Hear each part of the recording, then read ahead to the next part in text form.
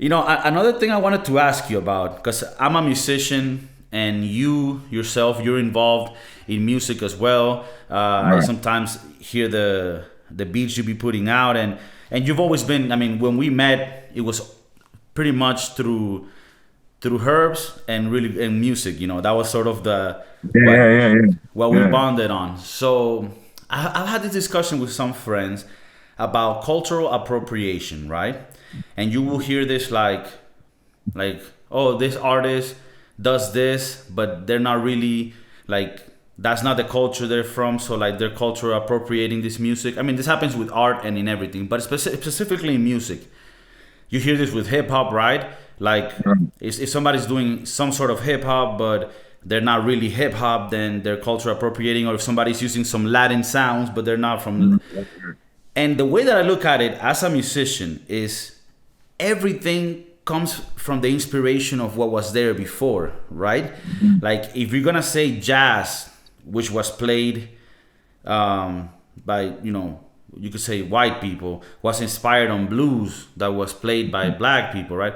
Well, the blues were inspired by something else before that, and Right. I think it's important to recognize where things came from, and like that gives it like its history and it's a vivid. But at the end of the day, art should always, I think, should always be evolving and fusing. And how do you see that? Because I think it hurts the art when you try to say no, you cannot. No, that's not. Like I think it should be open to. How do you see that?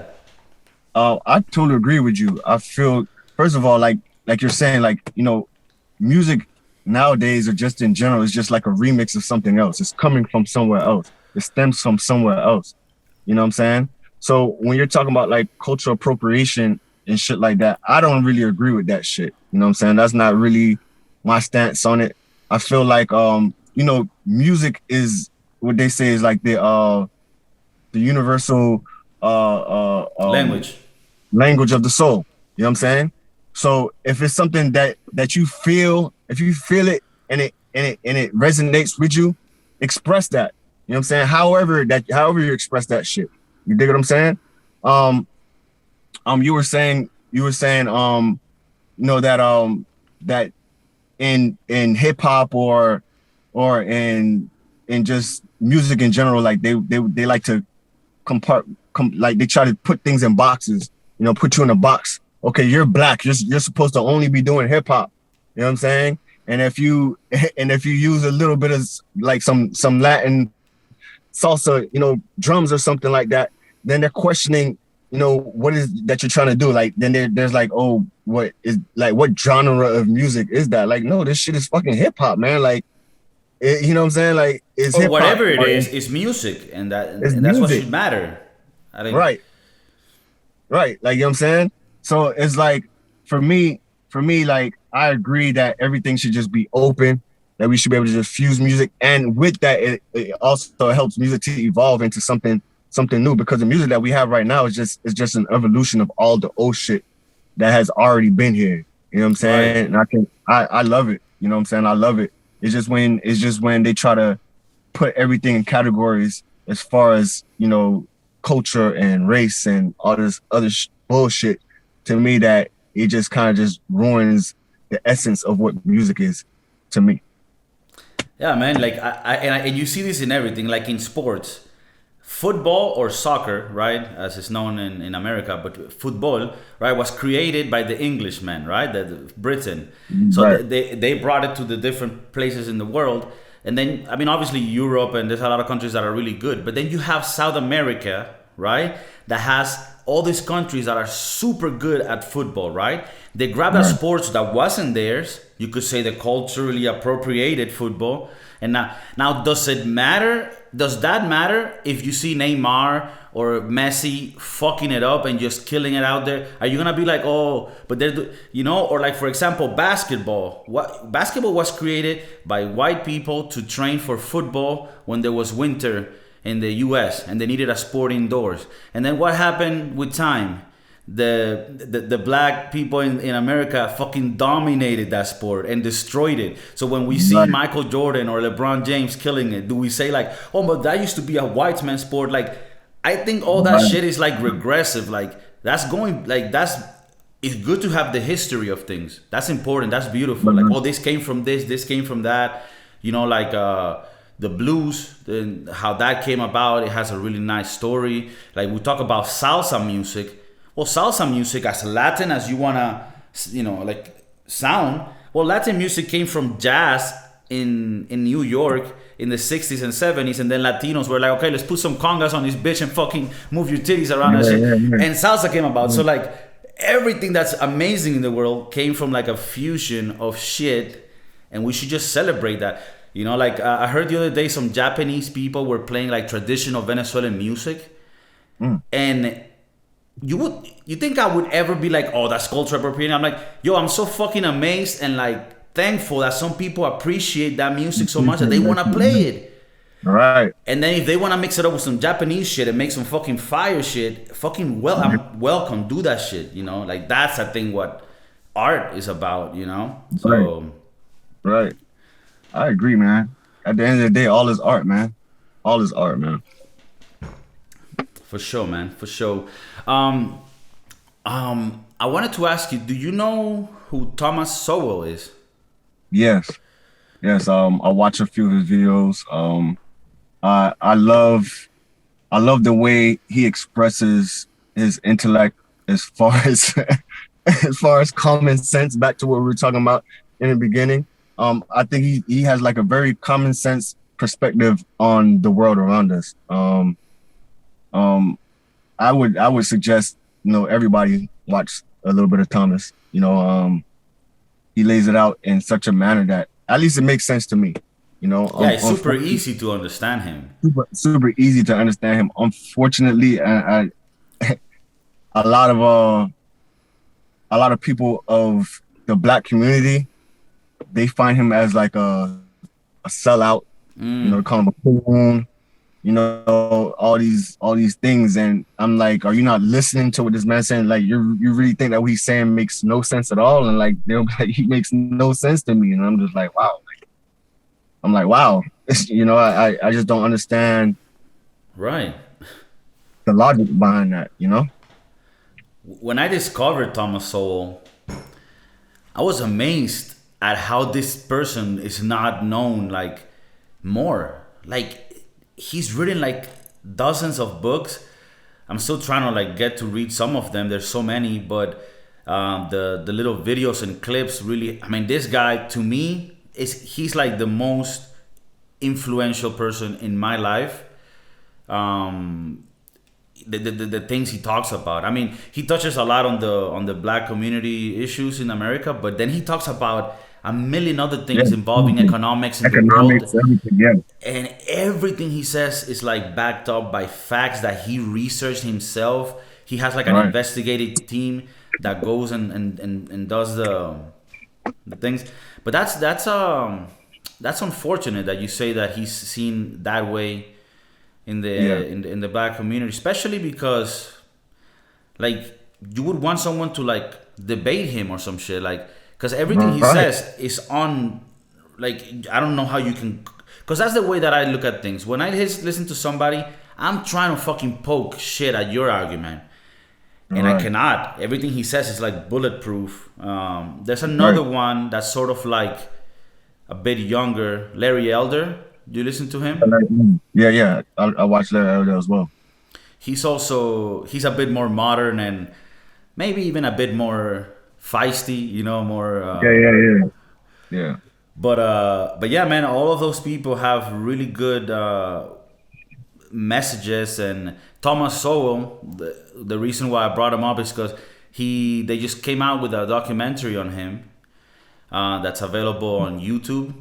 And well, there's like a biography that's coming out in a few months, and then they have a documentary that came out, and it's super interesting because it tells you his life history and how he used to be very like a Marxist, but then after he studied, he still was a Marxist, and then when he got a job with the government and he saw the bullshit within, he's like, oh no, this is all fucked, right? It had to do with like the minimum wage, but yeah, man, Thomas Sowell, he's like 90 now. I wish he could live 90 more years because this guy just keeps rocking it. Right. The last of a dying breed, man. That's true, man. What do you what do you see the how do you see the world in the near future in the next 5 to 10 years? Are you hopeful? I'm always hopeful. No matter what's going on in the world, I just have like a very optimistic, perspective on things, regardless of what's going on. I feel like there's always, light at the end of the tunnel. No matter what the journey is, or no matter what well, if we have to go through season over, go through hell and high water. Um, as far as the future, man, I feel like, just as humans, we survive it all. Natural catastrophes, like we've been here for thousands of years, man. And a bunch of bullshit's been going on. We're still here. You know what I'm saying? But as far as, maybe like, society wise, to be honest with you, I'm not really sure. Um, I'm not really sure. Like I'm just kind of just like up in the air, just kind of throwing caution to the wind when it comes to that. Cause it's just like, for me, I'm all this new shit that's going on. Like we're talking about like with transgender and and all this other shit. And, just is like breaking up like the family structure and everything like that. I, I'm thinking about the cartoon Futurama, you know? I'm thinking about fucking Futurama and this movie called Idiocracy. Um, you just put those two together, man. In my mind, that's what I'm seeing in the near future, man. The next 5 to 10 years, bro. To be honest with you, bro. Wow. Yeah, it's gonna be interesting. I'm scared of having kids because I don't know what I'm gonna be bringing them into. But for people like us that sometimes speak against the grain, right? Like in my case, I make public this things that I think about the world, and I always have the best intention, but I gotta be honest and call a spade if I see it. So, how do you deal with Because I know that you're very outspoken as well in social media and in general. How do you deal with having these opinions that sometimes do not go with the flow, right? Also being a black man and sometimes, subscribing to some ideas from Thomas Sowell and Larry Elder who might be seen a certain way. How do you deal with that backfire and stay true to what you think is the truth? I just stay true to myself, man.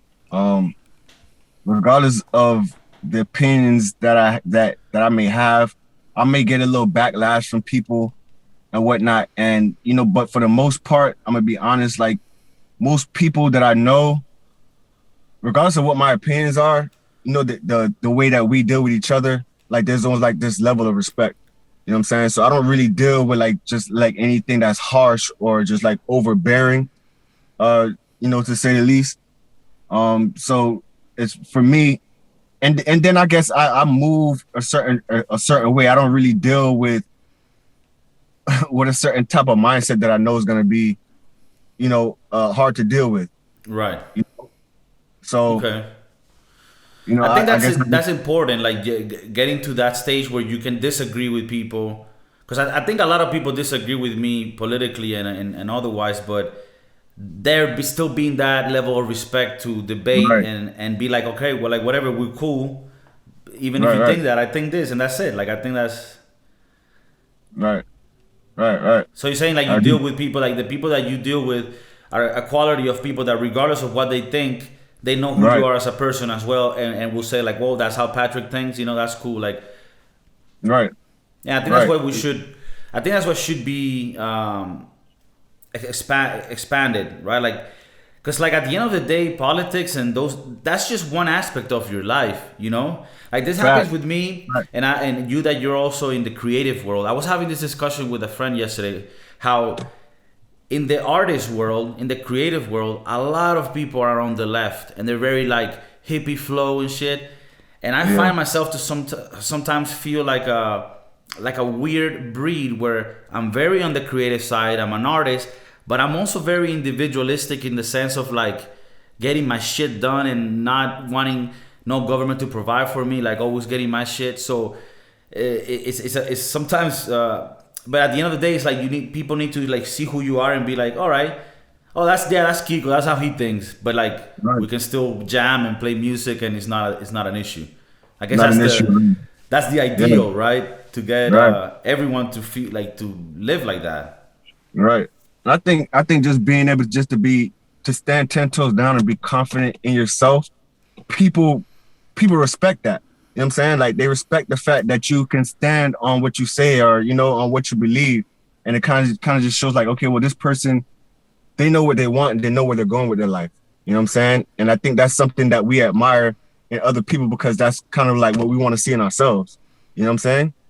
So so with that, I think it just kind of like balances everything out, as Right. far as just dealing with other people and just having opposing opinions or opposing point of views, etc.